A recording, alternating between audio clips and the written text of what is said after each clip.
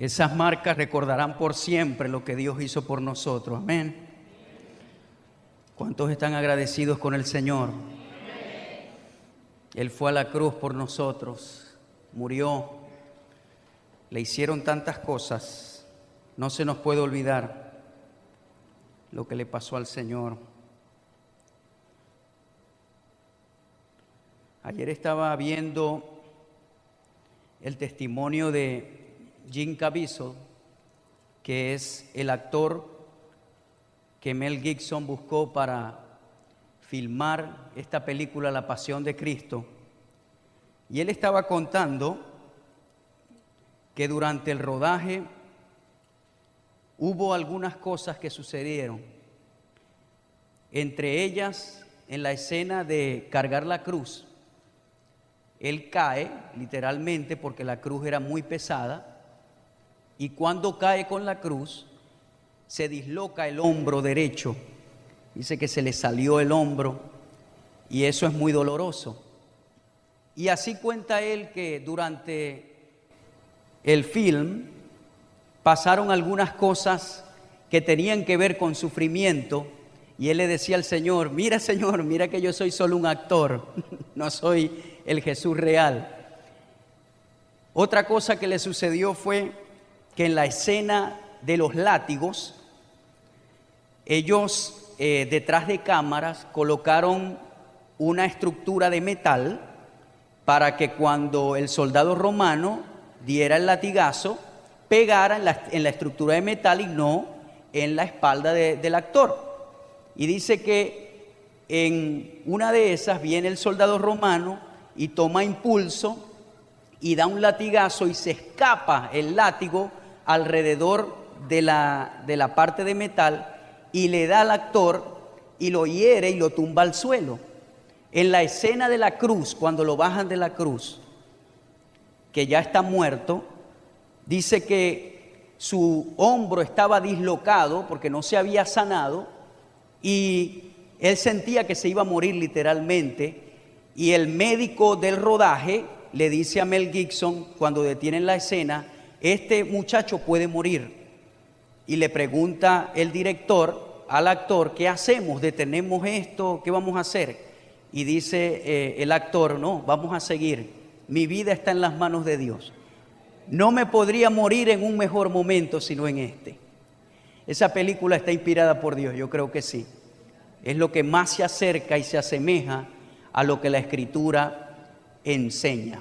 Dice este actor que después de la película tuvo una operación a corazón abierto, es decir, que sufrió mucho, más de lo que nosotros nos imaginamos haciendo esta película de Jesús. También dijo que cuando lo llamaron para hacerla, tenía exactamente 33 años de edad.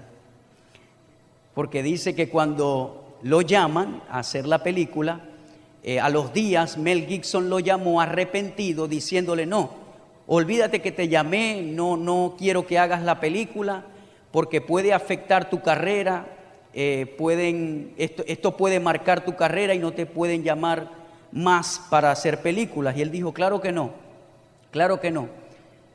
Y de repente le dijo, recuerda que mi nombre comienza por J, mi apellido comienza por C y tengo 33 años. No te desanimes, le dijo a Mel Gibson.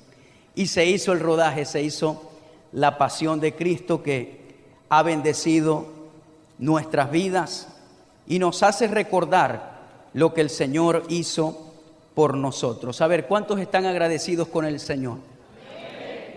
Nunca se le puede olvidar lo que Cristo hizo por usted. Y pasamos este video en esta mañana con el propósito de dar una introducción al mensaje que traigo en este día. Estaremos hablando acerca del tema las verdades de Getsemaní. Y vamos a colocar un fundamento escritural en Mateo capítulo 26, versículo 36. Las verdades de Getsemaní. Mateo capítulo 26, versículo 36 en adelante. Y dice de esta manera: entonces llegó Jesús con ellos a un lugar que se llama Getsemaní, y dijo a sus discípulos: sentaos aquí, entre tanto que voy allí y oro. Ese nombre Getsemaní del arameo significa prensa de aceite, ya que este era un huerto donde Jesús y sus discípulos acostumbraban a ir para orar, para el Señor tener comunión con el Padre. Se le llama prensa de aceite debido a que habían muchas plantas de olivo de donde se saca el aceite o de un tipo de aceite. Y tomando a Pedro y a los dos hijos de Zebedeo, comenzó a entristecerse y a angustiarse en gran manera. Entonces Jesús les dijo: mi alma está muy triste hasta la muerte. Quedaos aquí y velad conmigo. Yendo un poco adelante, se postró sobre su rostro, orando y diciendo: Padre mío, si es posible, pase de mí esta copa, pero no sea como yo quiero, sino como tú. Vino luego a sus discípulos y los halló durmiendo, y dijo a Pedro: ¿así que no habéis podido velar conmigo una hora? Velad y orad, para que no entréis en tentación. El espíritu a la verdad está dispuesto, pero la carne es débil.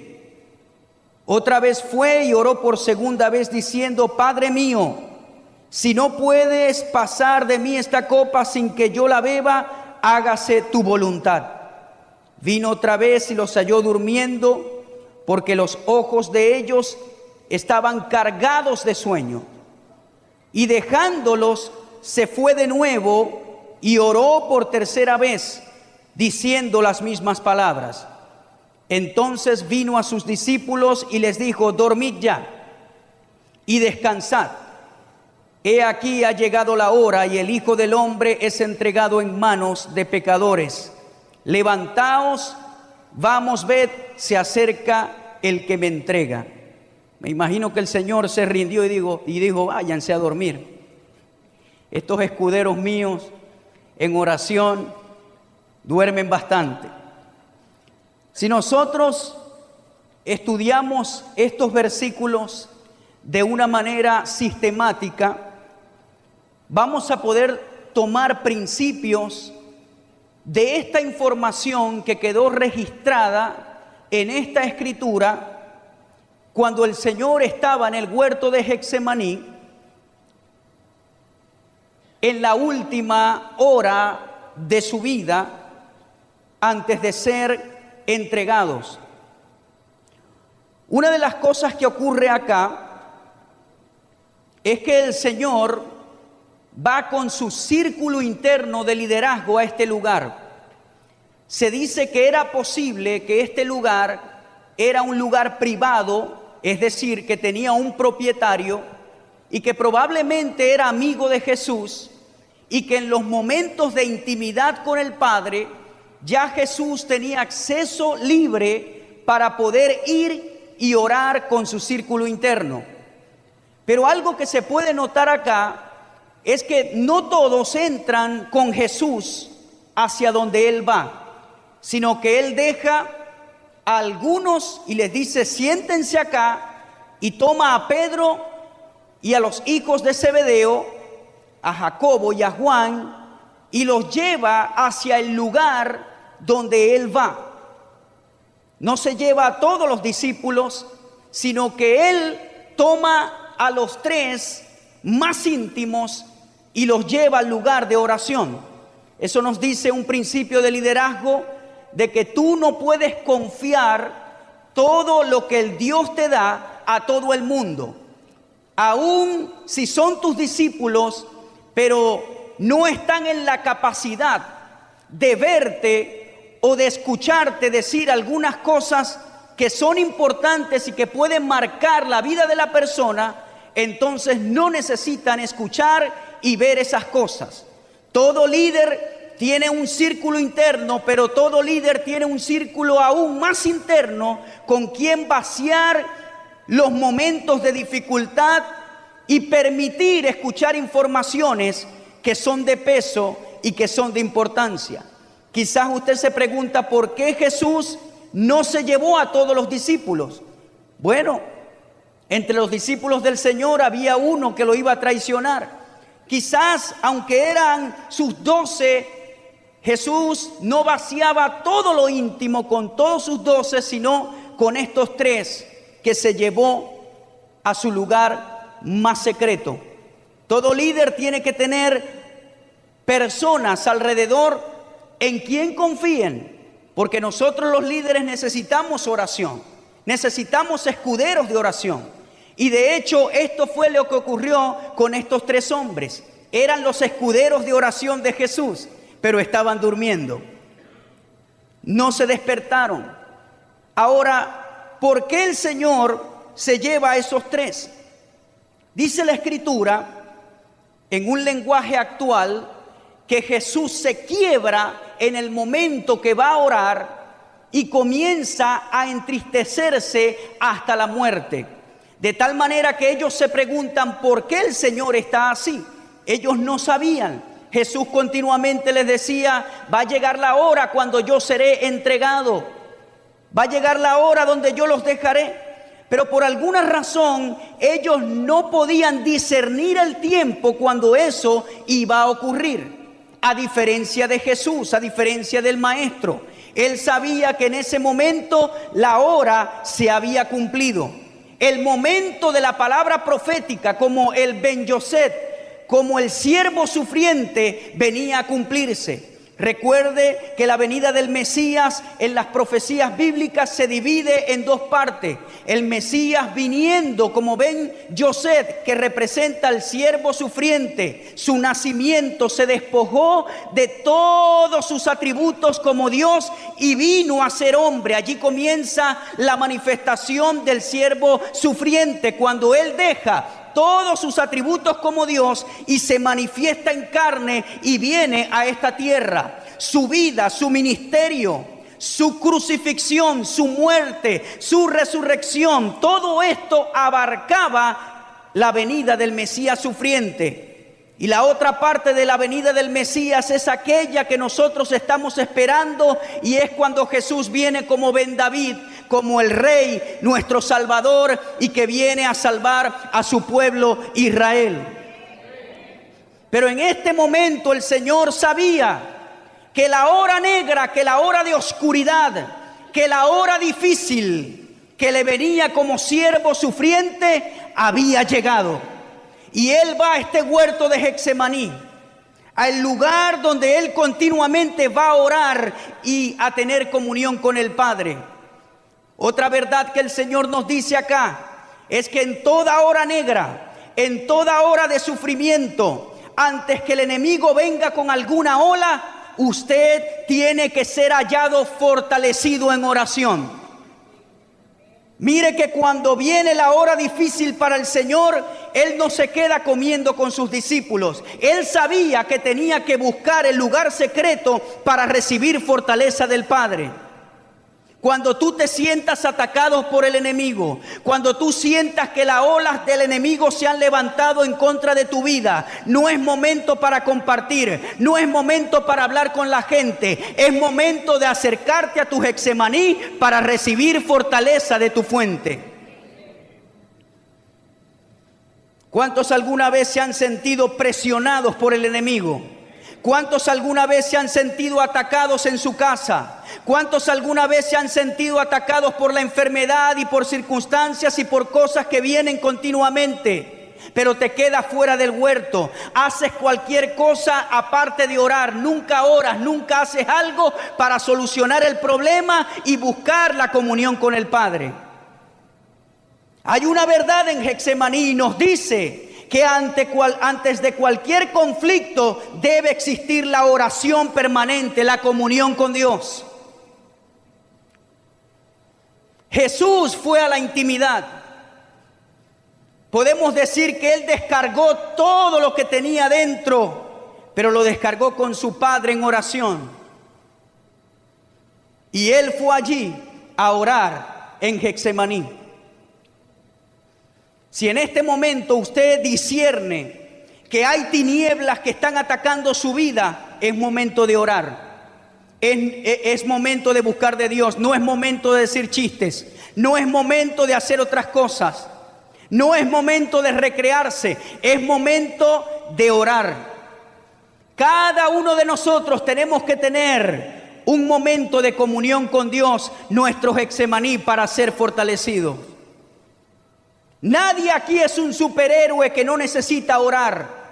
Todos aquí somos dependientes de buscar el rostro de Dios para que continuamente estemos ungidos por Él. Nadie puede decir, hermano, es que yo tengo 30, 40 años en el Evangelio, ya yo no necesito estudiar la palabra, no necesito orar, ya no necesito estar en comunión con Dios. Hasta que nuestro corazón deje de latir, necesitamos de Dios y somos dependientes de Él. Busque su Getsemaní. No se asuste cuando el enemigo lo ataque. El Padre escucha nuestras oraciones.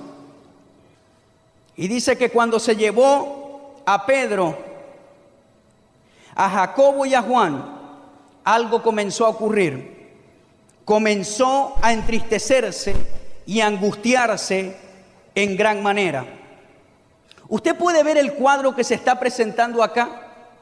El Hijo de Dios, el que sanaba a los enfermos, el que hablaba con autoridad, tanto a los religiosos como al enemigo, ahora está en una hora tan terrible que dice que comenzó a angustiarse. Su lado humano en las Escrituras probablemente es este que vemos acá y lo vemos con más claridad. No hubo tentación. No hubo momento más difícil que el Getsemaní en las Escrituras. Usted puede decir, hermano, el momento más difícil de Jesús fue en la tentación del desierto, pero desierto no fue así. Jesús en el desierto habló la palabra en autoridad y no era el diablo lo que lo estaba colocando en este ámbito emocional. No, Señor, ya se lo voy a decir. Esta fue la hora más oscura de nuestro Señor. Y quizás usted en este día se pregunta por qué el Señor llegó a ese punto de entristecerse. Y no solamente eso, sino que dice que su alma estaba triste hasta la muerte y comenzó a angustiarse. En la versión que provee el apóstol Lucas, en el capítulo 22, dice que él comenzó a sudar como gotas de sangre que caían a tierra. Es decir, que la angustia en la cual el Señor Jesucristo entra es sumamente grande, es difícil. Le voy a mencionar lo que le esperaba a Jesús. Número 1, todo el pecado de la humanidad iba a ser cargado sobre él. Número 1. Número 2, la presencia del Padre se apartaría de él por primera vez. Por eso es que él dice, Elí, Elí, lama sabactani, ¿por qué me has desamparado? Número 3, iba a sufrir la muerte espiritual, iba a pagar por nuestro pecado yendo al infierno por nosotros. Por eso es que el hombre ya no tiene que ir a ese lugar porque Él fue por ti. Así como estuvo Jonás en el vientre del pez 3 días y 3 noches, así el Hijo del Hombre estará en el corazón de la tierra 3 días y 3 noches. Él fue por ti, Él pagó por ti. Ya nosotros no tenemos que ir allí. Número 4, le esperaba el abandono de su círculo interno. El Hijo de Dios experimentó que lo dejaron solo. Antes de esta escritura que acabamos de leer, Jesús le dijo a Pedro: Pedro, tú me vas a negar 3 veces. No, Señor, yo no te voy a negar. Y los demás discípulos le dijeron lo mismo: Señor, no te vamos a dejar. Pero ¿qué fue lo primero que pasó cuando vinieron a buscar a Jesús? Todo el mundo lo dejó botado. Él iba a experimentar lo que significaba entrenar a alguien, vaciar el corazón a alguien, ayudarlo, caminar con él, suplirle, bendecirlo, pero que en la hora oscura todo el mundo iba a salir corriendo. ¿Usted cree que eso no fue doloroso para el maestro? Claro que sí. Él era un hombre. También iba a experimentar, hecho realidad, la traición de uno de los suyos. Por 30 monedas de plata, Judas negoció la entrega del maestro. Y por último, el Señor sabía que la aflicción en la carne que le esperaba era sumamente difícil. El sufrimiento que él iba a experimentar como humano era difícil. Porque una cosa es decir: vas a morir. Y bueno, vamos a tomar un arma y te vamos a dar un disparo y vas a morir. Pero la muerte que le esperaba a Jesús era una muerte lenta, era una muerte dolorosa, era una muerte donde él iba a ser desfigurado según la profecía de Isaías 53. Era una muerte donde él se iba a convertir en toda una llaga por nosotros. Dice la profecía de Isaías 53 que él fue desfigurado y no había hermosa apariencia en él. Dice que por su llaga nosotros fuimos curados. Todos estos elementos que le acabo de mencionar se unieron en esta hora negra de tinieblas y angustiaron a nuestro Señor Jesucristo. No fue una hora fácil, fue una hora difícil, una hora oscura. Vamos a seguir leyendo. Yendo un poco adelante, se postró sobre su rostro, orando y diciendo: Padre mío, si es posible, pase de mí esta copa, pero no sea como yo quiero, sino como tú. Padre mío, si es posible, pasa de mí esta copa. ¿De qué copa está hablando el Señor? De la copa de su última hora de morir. De todos estos sufrimientos que él iba a experimentar. Déjeme decirle algo. Jesús era muy joven. Jesús tenía 1 año menor que yo cuando murió, 33 años. Muy joven, un jovencito.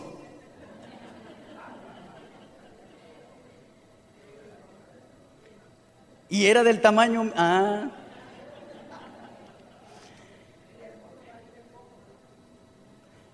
Lo que quiero decir es de que Jesús nació y el éxito para él era morir en la cruz. Si él no moría en la cruz, fracasaba el propósito de su vida en la tierra. Y él sabía que esto iba a llegar. Él sabía que este momento iba a llegar en su vida.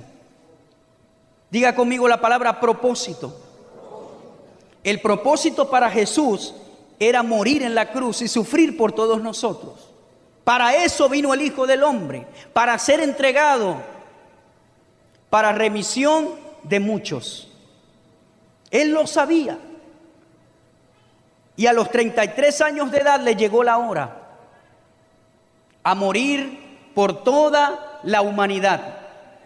Pero el Señor está allí en Getsemaní y dice... Se lo voy a parafrasear para que usted lo entienda mejor. Señor, si es posible, que yo no vaya a la cruz, que yo no pase por todo este sufrimiento, hazlo, pero que no sea lo que yo quiero, sino lo que tú quieres.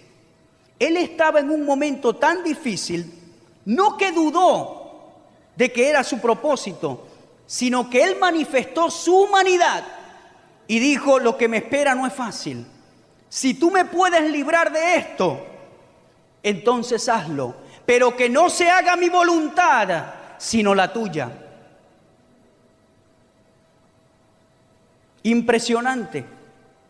El Señor sabía que lo que venía no era fácil, pero Él puso por encima de su querer la voluntad de Dios. Y dijo: Señor, que no se haga mi voluntad, sino la tuya. ¿Cuántos quieren que la voluntad de Dios sea hecha en su vida? Bueno, déjeme decirle otra verdad. La voluntad de Dios está unida al propósito por el cual tú naciste en este mundo. Todos los que estamos aquí tienen un propósito en la vida. No hay nadie que nació aquí sin propósito, olvídese de eso. No, hermano, es que yo nací porque mamá y papá se equivocaron y yo, bueno, soy el resultado de su equivocación. No, Señor. Si tú naciste, si estás vivo, si estás respirando, Dios tiene un propósito contigo. Pero ese propósito está unido a la voluntad de Dios. Es decir, que cuando nosotros estamos en la voluntad de Dios, vamos a cumplir su propósito. ¿Qué es lo primero que nosotros tenemos que hacer? Descubrir el propósito de Dios para nuestras vidas. Y Jesús sabía cuál era ese propósito. Jesús sabía que Él había venido para morir por la humanidad. Él lo conocía. Mi pregunta en esta mañana para ti es: ¿tú conoces el propósito de Dios para tu vida? ¿Ah? Si yo al azar te señalo y digo: levántate, ¿cuál es el propósito de Dios para tu vida? ¿Lo responderías? ¿Dirías cuál es el propósito? Ahora, déjeme decirle algo. El propósito de Dios no se circunscribe siempre en que yo soy un predicador o hago algo dentro de la iglesia. No, Señor. Quizás el propósito de Dios para ti es que seas un presidente de Venezuela. Quizás el propósito de Dios para ti es que seas una alcaldesa, un alcalde. Quizás el propósito de Dios para ti es que seas un gran ingeniero, un destacado abogado, un destacado médico, un salmista. Los propósitos los conoce cada quien y Dios se los revela en particular a cada quien. Porque yo soy pastor, yo no puedo esperar que tu propósito sea igual al mío, no, Señor. Yo tengo claro cuál es mi propósito en la vida: ser pastor. Mi esposa es ingeniero en electrónica, mención automatización y controles, para que sepa.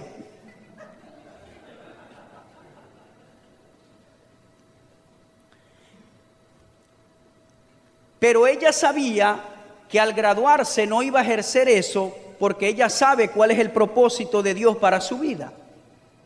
Ella le dijo al Señor: Señor, déjame estudiar y sacar la ingeniería, pero ella sabía que el propósito de su vida era estar conmigo en el ministerio. Pero ese es su propósito. Eso no quiere decir que el de ella es tu propósito, no. ¿Me está comprendiendo? Y después de graduarse, hubo oportunidades de trabajar en buenos empleos, en su área de trabajo. Pero ella sabía que ese no era su propósito. Y dijo: yo sé que no es mi propósito, sino el propósito es estar a tu lado en el ministerio. Porque cuando conocemos el propósito, a veces sufrimos, porque queremos algo. Como dijo Jesús: si es posible desviar esto, pero que no se haga mi voluntad sino la tuya. Cuando tú estás centrado en el propósito, entonces vas a hacer la voluntad de Dios. Quizás tu propósito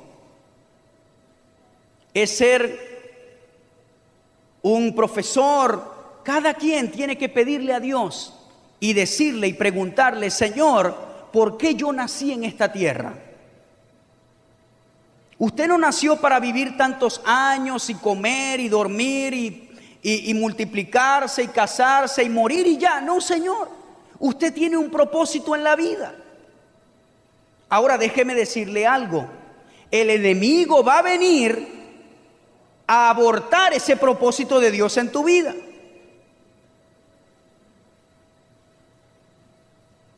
Por eso es que el Señor, cuando Pedro le dice: Señor, quédate con nosotros, el Señor reprende no a Pedro, sino que reprende a Satanás usando a Pedro. Apártate de mí, Satanás.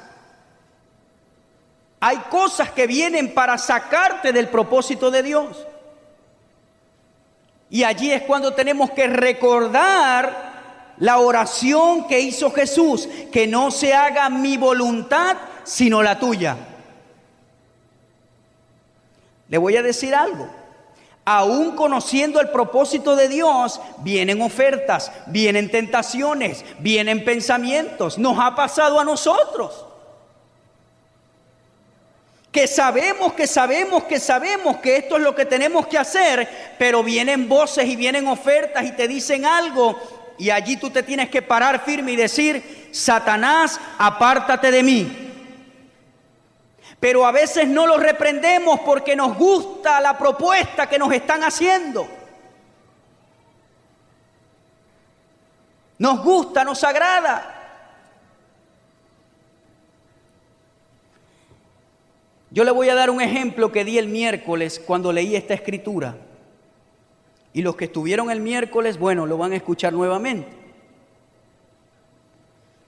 Porque quizás necesitas un ejemplo para poder entender a plenitud lo que quiero decir o la idea que quiero transmitir. En una iglesia donde yo me congregaba junto a mi esposa, un servicio de un miércoles, está ministrando el maestro Elí Zambrano. Estoy hablando de hace 8 años atrás, si no me equivoco, 7, 8 años. Y cuando él empieza a predicar, él da un ejemplo y dice o habla de una mujer que se presentó delante del Señor y el Señor le sacó un libro a ella. Le sacó un libro. Y ella comenzó a hojear las páginas del libro. Y cuando llega a un lugar, ve que las páginas están en blanco, están vacías. Y ella se detiene allí y le pregunta al Señor: Señor, pero estas páginas aquí están en blanco, ¿por qué? Ese era el libro de su vida. Estas páginas aquí están en blanco, Señor. Todo esto yo lo hice, pero ¿por qué esto está en blanco? Y el Señor le responde: eso está en blanco porque lo que tú hiciste allí en tu vida estaba fuera de mi propósito. Por lo tanto, no cuenta en el libro de tu vida.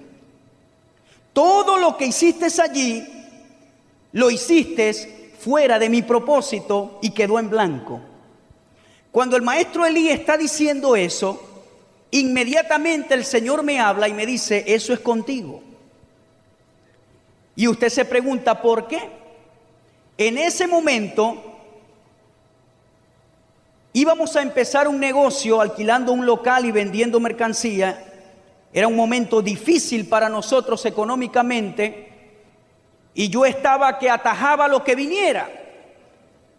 Y este amigo de nosotros nos propone este negocio. En ese tiempo yo tenía un carro, lo vendí para invertir. Pero no habíamos invertido en ese momento, ya teníamos los planes, cuando el Señor me habla esta palabra a través del maestro Elí, y cuando yo la escucho sabía que era para mí, pero me hice el sordo por la necesidad que tenía. Allí es cuando nosotros tenemos que tener cuidado con el propósito, cuando estamos necesitados y viene algo que tú sabes que te va a sacar, pero te haces el loco, estás silbando, miras para todos lados como que no es contigo, pero la voz te persigue a donde vas y adentro usted escucha algo y se hace el loco. ¿A cuántos le ha pasado lo que estoy hablando? Pero usted, aunque va caminando y huyendo de la voz, esa voz lo persigue y usted se esconde por allá y esa voz llega como Drupi, ¿recuerdan? Que el lobo salía corriendo y Drupi abajo en el mar quitaba una piedra y decía, hola Joe. A veces así es la voz de Dios. Tú tienes los planes en tu mente y Dios te habla.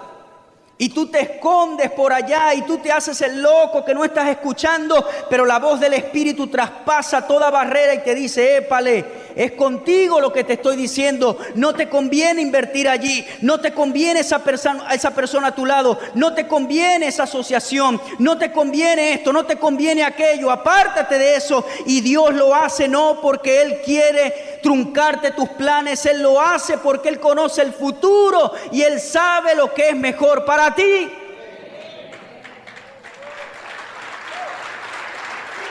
Él sabe lo que nos conviene.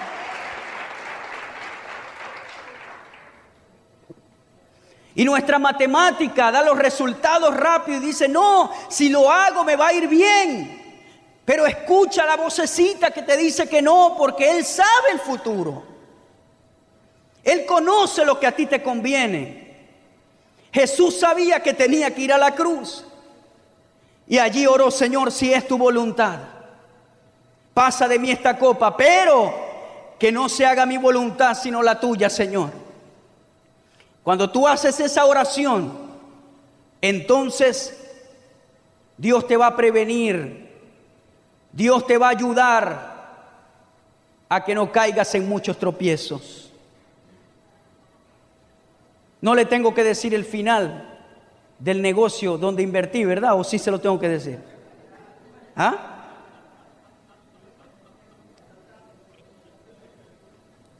Perdí el dinero de mi carro. Salí endeudado.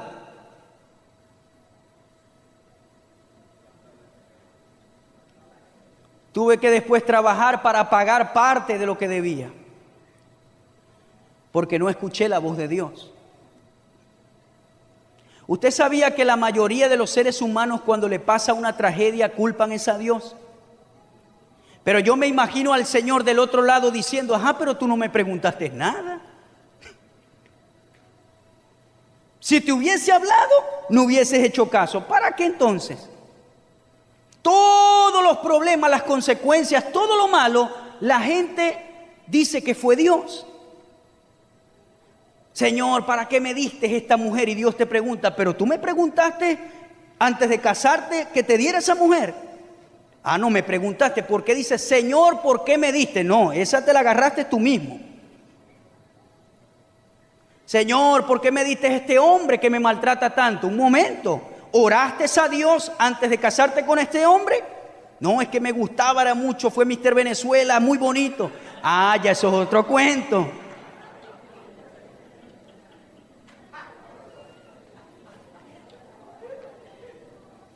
Te casaste porque fue Mr. Venezuela, pero no oraste a Dios, no preguntaste al Señor. Y esas son las consecuencias cuando no oramos, Señor, conforme sea tu voluntad en mi vida. Ahora, no es que todo lo que hacemos tenemos que preguntárselo a Dios, no se vaya a ir a un extremo. Usted no va a decir, Señor, ¿será tu voluntad que me bañe hoy? Usted tiene que bañarse todos los días. Hay cosas que no tenemos que preguntarle al Señor si las tenemos que hacer. Pero hay asuntos específicos de la vida donde allí usted tiene que ir a su Getsemaní y decir, Señor, realmente quiero hacer esto, pero quiero abrir los paréntesis y decir, si no es tu voluntad, muéstrame. Si no es tu voluntad, apártame de mí esto. Ayúdame. Usted en la vida tiene que estar abierto al sufrimiento en ese aspecto. ¿A cuál tipo de sufrimiento? Cuando usted quiere hacer algo, pero sabe que no está seguro que puede afectar el propósito de Dios para su vida. Y así muchos tenemos testimonios, unos que hicieron caso a la voz de Dios y otros que hicieron caso omiso a esa voz y ahora tienen las consecuencias. Pero yo no estoy aquí para condenarle, yo estoy aquí para decirle que el camino de la voluntad de Dios está unido a su propósito y siempre hay que preguntar al Señor. Pastor, dígame algunas decisiones donde yo debo preguntarle al Señor. Bueno, número uno, el propósito es muy importante. ¿Qué soy yo en la vida? Dice un escritor, la gente más feliz del mundo es aquella que está cumpliendo su propósito. Usted puede ganar miles de dólares, pero si no es su propósito, hay un descontento en su interior. Es mejor estar dentro del propósito de Dios. Es mejor estar dentro del propósito de Dios. Después de ese fracaso en ese negocio, yo hice un amigo que se fue a Canadá y me dijo, en ese entonces, donde estaba pagando esas deudas, me dijo, Harvey, te tengo un trabajo en Canadá. En ese entonces me dijo, vas a ganar $4,000 mensuales, ya tengo el trabajo, vente para Canadá, yo te ayudo aquí. Y en esa oportunidad sí oré, aprendí mi lección, pero yo quería porque iba a ganar dinero, iba a poder salir de los compromisos que tenía. Yo cuando me dijo eso dije, pero me acordé de la oración. Y le oré al Señor. Pero una de las cosas que le pregunté a mi amigo fue, ¿puedo llevar a mi esposa y a mi hijo? Y me dijo, no. Vente tú primero. Establécete aquí. Después que te establezcas aquí, te traes a tu esposa y a tu hijo. Y el Espíritu Santo me habló y me dijo, si te vas solo para Canadá, vas a perder a tu esposa y a tu familia. Y no por culpa de mi esposa, por culpa mía. Y cuando el Señor me habló eso, le dije, no, amigo, no puedo irme porque no es el propósito de Dios para mi vida. Me dolió, me quería ir, pero Dios dijo que no. Y porque hice caso, aquí estoy con ustedes predicándole. Amén.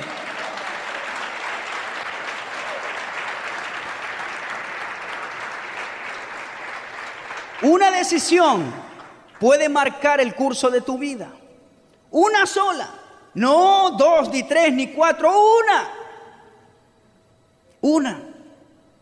Marcará el futuro que Dios ha propuesto en tu vida, te ha dado.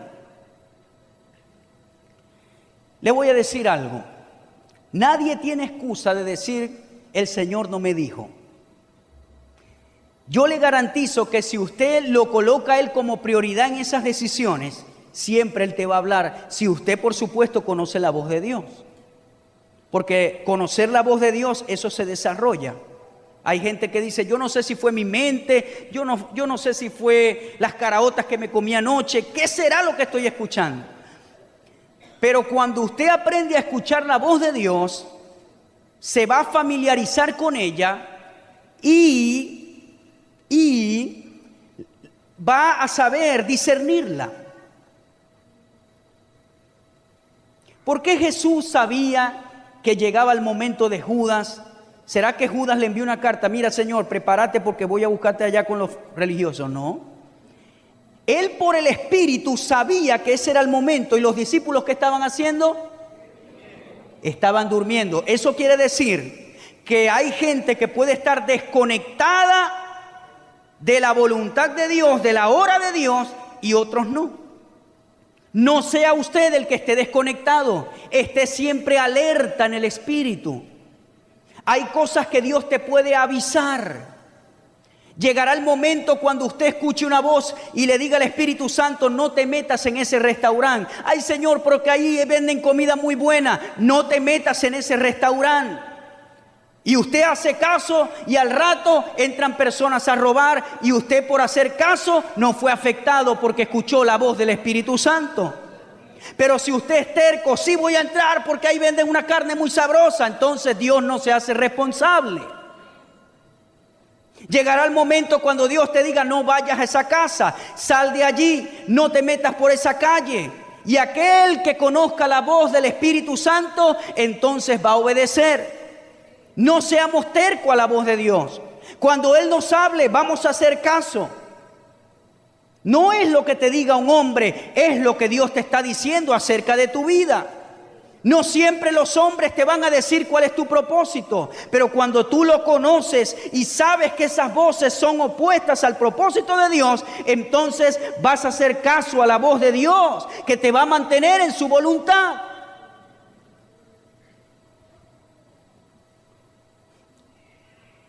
Yo quiero que usted conozca la voluntad de Dios, pero para estar siempre en ella, constantemente en la vida, tú tienes que decir: Señor, si esto no es tu voluntad, no lo quiero en mi vida. Usted tiene que enamorarse de la voluntad de Dios. Hay una expresión en inglés que dice sold out. I am sold out. Eso significa: estoy totalmente cedido a Dios. ¿Cuántos de los que están aquí están totalmente cedidos a Dios? Si Dios te dijera hoy: no hagas eso, no estés con esa persona, estás tú completamente cedido para decir: Señor, quiero, me gusta, me estoy muriendo por dentro, pero yo quiero obedecerte a ti, Señor. Estoy enamorado de tu voluntad. Aquí es que seré prosperado, aquí es que seré bendecido, Señor. Mi vida, mi carne quiere lo otro, Señor, pero esta es tu voluntad y aquí me voy a quedar, aunque tenga que sudar gotas de sangre. Voy a quedarme aquí, Señor. Hay que estar completamente cedido a Él para poder sudar, pero al final decir: Señor, yo voy a tomar mi cruz y voy a cumplir mi propósito. Voy a tomar mi cruz y la voy a cargar. Porque la voluntad de Dios paga. Explíqueme, pastor, ¿cómo es que paga? Dice la Biblia que el Señor resucitó, como lo vimos en el video, con las marcas. La aflicción quedó atrás, porque después de una cruz viene una resurrección. Después de un sufrimiento viene la victoria. Así que si estás sufriendo en esta mañana, no te aflijas. Después de un sufrimiento viene la victoria. Después del invierno vendrá la primavera. Vendrán las flores hermosas. Las estaciones son cambiantes, los momentos son cambiantes, la dificultad es cambiante. El sufrimiento no estará allí por siempre, vendrá el día de victoria para tu vida. Pero durante el sufrimiento no maldigas, no te quejes, no digas cosas negativas. Agradezca a Dios, levante sus manos, salga en victoria y diga: Señor, esta estación en mi vida cambiará. La voluntad de Dios paga. Él resucitó y dice que se convirtió en el primogénito de muchos. Y porque Él resucitó, ahora tiene muchos hijos en todo el mundo. Y nosotros le amamos con todo el corazón. Dice la Escritura que se le dio un nombre que es sobre todo nombre. En el cielo, en la tierra y debajo de la tierra se reconoce ese nombre. Cuando ese nombre se menciona, se va la enfermedad. Cuando ese nombre se menciona, las tinieblas tiemblan. Cuando ese nombre es pronunciado, entonces genera salvación y genera bendición en aquellos que lo escuchan. Hay bendición para el que hace la voluntad de Dios. Quizás te digan loco porque no lo hiciste. Quizás te digas qué te pasa porque no lo hiciste. Pero si tú sabes que tienes que quedarte allí, quédate. Porque llegará un momento que la voluntad de Dios paga. Yo di esos dos ejemplos de mi vida. Ahora no vaya a decir usted, no voy a invertir o no voy a viajar porque el pastor le pasó eso. Recuerde lo que dije al inicio, mi experiencia no es tu experiencia. De repente tu experiencia, si Dios sí te dice sí, ve. Dios sí te dice sí, invierte. Pero Dios sabía lo que me tenía preparado más abajo en el camino. Cada quien de manera individual, entonces tiene que buscar la voluntad de Dios. Eso no es algo que usted dice, pastor, aquí está, yo estoy dando esta ofrenda para que usted descubra por mí la voluntad de Dios en mi vida. No, Señor. Usted mismo tiene que ir a su Getsemaní. Usted mismo tiene que buscar la voluntad de Dios. Yo no lo puedo hacer por usted. Usted no lo puede hacer por mí. Cada quien de manera individual tiene que encontrar el propósito de Dios en su vida.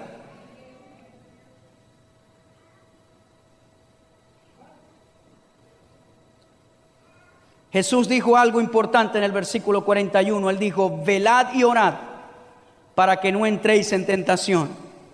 El espíritu a la verdad está dispuesto, pero la carne es débil. ¿Qué nos enseñó el Señor aquí en Getsemaní?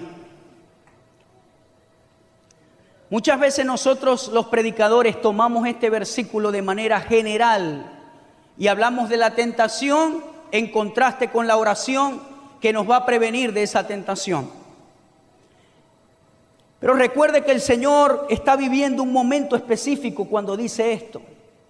Él sabía que si no velaba y oraba, ¿cuál era la tentación? A ver, aquel que está captando el mensaje, en ese momento de Jesús, ¿cuál podía ser una tentación? Sí, que no fuera a la cruz, que no cumpliera el propósito.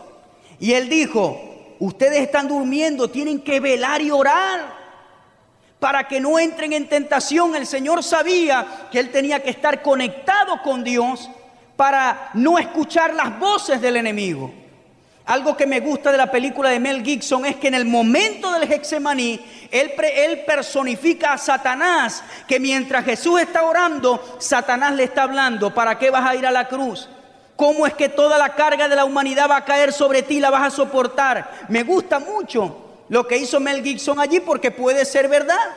Ese era un momento crítico, difícil, donde la tentación reinaba allí. No vayas a la cruz, no cumplas el propósito. Tantas cosas que el enemigo pudo decirle al maestro allí, en su agonía, en su momento más fuerte de ministerio, de vida.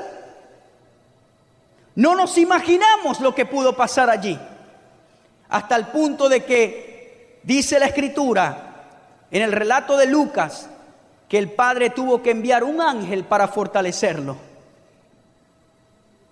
Él no quiso ángeles en la cruz, pero en ese momento el Padre tuvo que enviar ayuda, asistencia para ayudar al Hijo de Dios.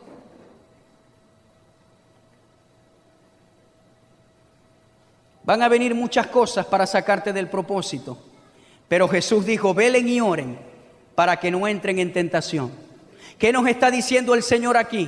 El que vela y ora va a ser una persona vigilante. Dios le va a hablar y siempre se va a mantener en la voluntad de Dios. El enemigo te va a atacar, siempre. Cuando tú decides buscar de Dios, te va a atacar. Y no es que usted tiene que caminar en temor. Y esos ataques no siempre vienen con 2 cachos y un tridente, aquí estoy, ¿no? Él usa personas, Él usa gente.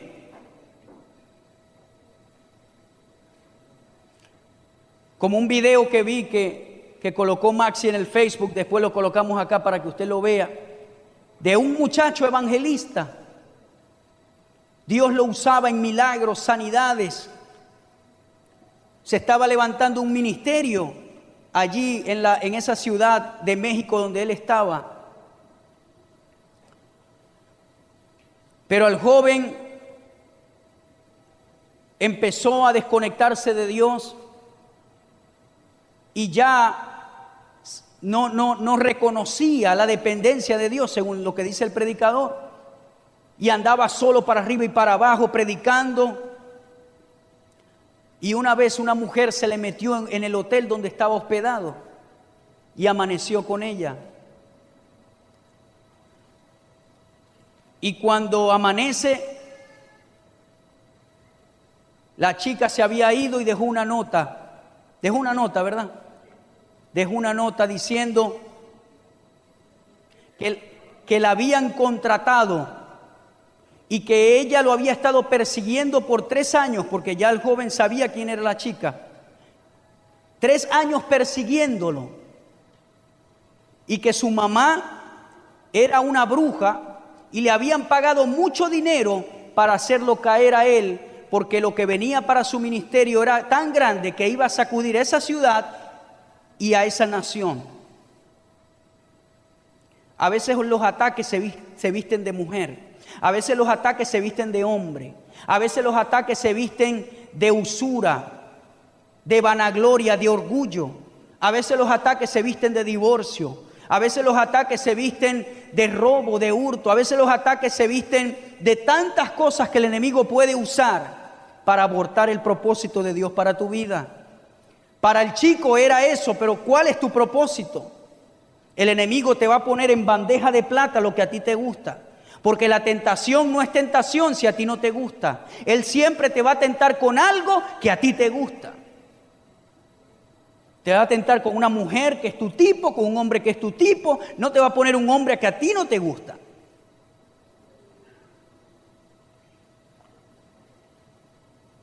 Para sacarte del propósito. Pero Jesús dijo: velen y oren para que no entren en tentación. Velen y oren para que no entren en tentación.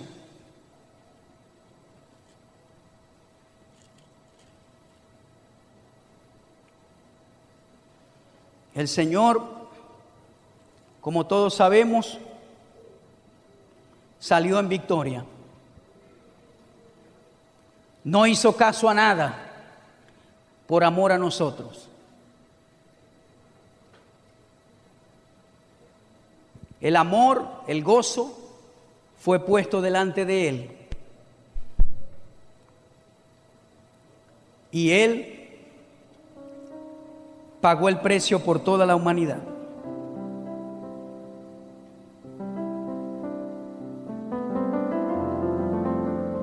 Siempre oro al Señor que me guarde de no cumplir su voluntad.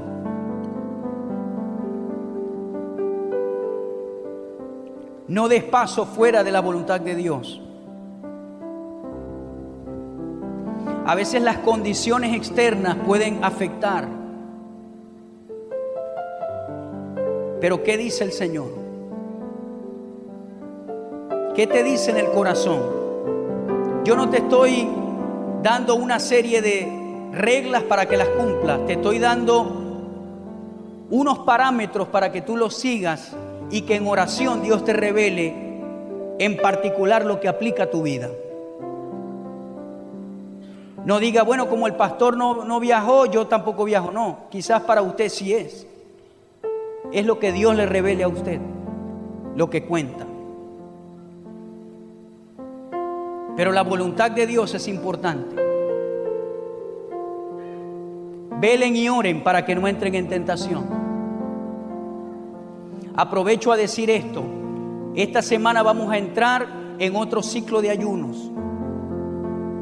Así que cada líder de departamento planifique con su equipo un ayuno, porque no podemos olvidarnos de ayunar. Recuerde que el Señor nos dijo al principio de año: ayuno para este año. Hicimos un ciclo de ayunos, pero viene el otro. Así que cada líder de departamento, que no se quede nadie por fuera, planifique un ayuno para venir a ayunar en equipo.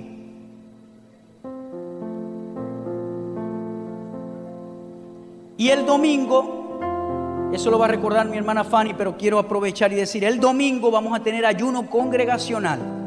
Es decir, que ese día usted no va a desayunar, sino que viene en ayuno a la iglesia.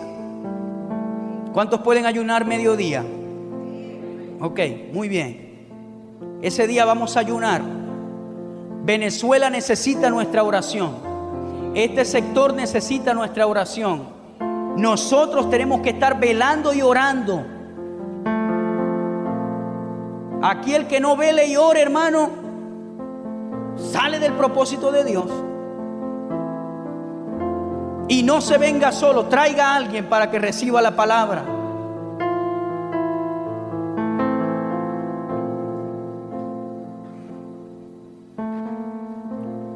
Vamos a orar, vamos a ayunar. Vamos a estar conectados con el Señor en nuestro Getsemaní. Si usted no tiene un Getsemaní a esta hora, debe buscarlo. Donde esté lejos de los niños, de las llamadas, lejos de esto, lejos de lo otro, sino que a usted está allí con Dios en comunión. Si usted todo es trabajo, trabajo, trabajo y no ora, no es así. Tiene que apartar un tiempecito, siempre. Un tiempecito a orar. Señor, si Jesús hubiese sido trabajo y trabajo en el día y a dormir, no servía. Dice que Él oraba continuamente. Busque un momento de oración, de adorarle, de exaltarle, de estudiar la palabra. Cada vez que vaya al computador, no es el Facebook, el Facebook, el Facebook. Busque una palabra de Dios, que en internet hay mucha. Y no estoy siendo religioso que no haga eso, no. Yo tengo mi Facebook, pero eso mi tiempo no me lo consume el Facebook. Yo tengo que saber que hay un tiempo de estudio, de meditación, de alabanza, de adoración, de conexión con Dios. Yo no puedo venir aquí el domingo, aquí, Señor, pasa un carbón encendido y lo que salga. No, Señor, yo tengo que buscar dirección de Dios de lo que voy a predicar, estudiar, mirarlo, ojearlo, escucharlo, ver, para que usted no pierda el pasaje el domingo. ¿Cuántos me están captando? Igual usted. No puede ser que usted venga el domingo y cante alabanzas a Dios solo el domingo cuando dice el director. No, Señor. Usted es un adorador en su casa también. En todo tiempo.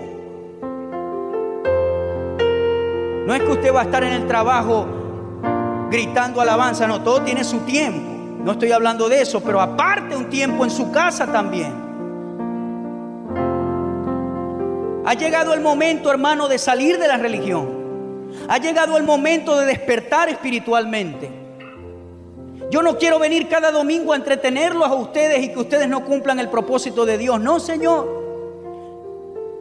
Nos esforzamos a estar cada domingo aquí porque creemos en esta visión, porque hay un propósito para esta iglesia y porque usted tiene un propósito y tiene que ayudar a empujar este barco.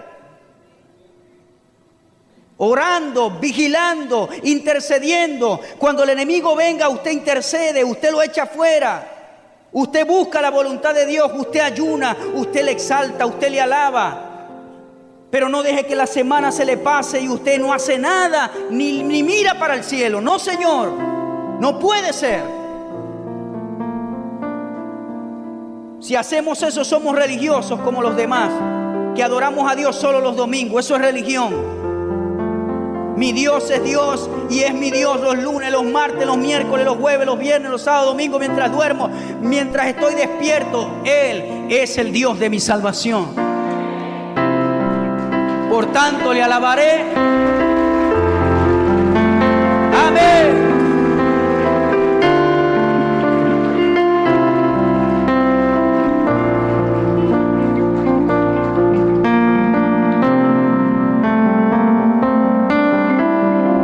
Personas aquí que no han aceptado a Cristo como Salvador, es el momento de pasar.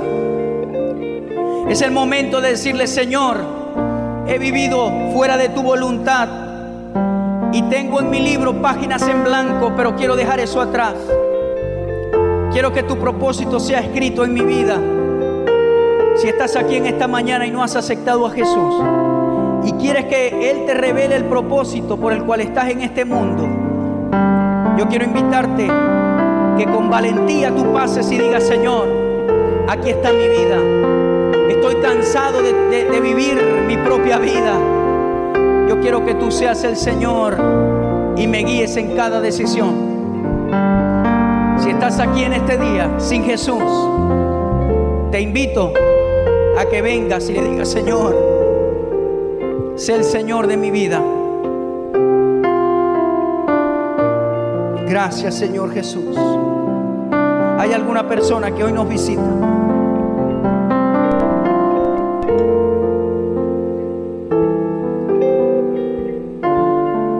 ¿Alguna persona que quiera decirle al Señor: te acepto? ¿Sí? Pase y me habla acá sin ningún problema. Está en su casa.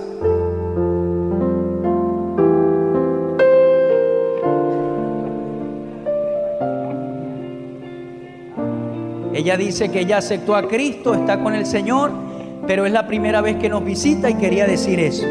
Amén. Bienvenida. Bienvenida. Dios es bueno. No se nos puede olvidar de hacer la obra de evangelista. Invitar a un amigo, un hermano, un familiar. Vamos a la iglesia. Todavía hay sillas que están disponibles. Bienvenida, le decimos nosotros.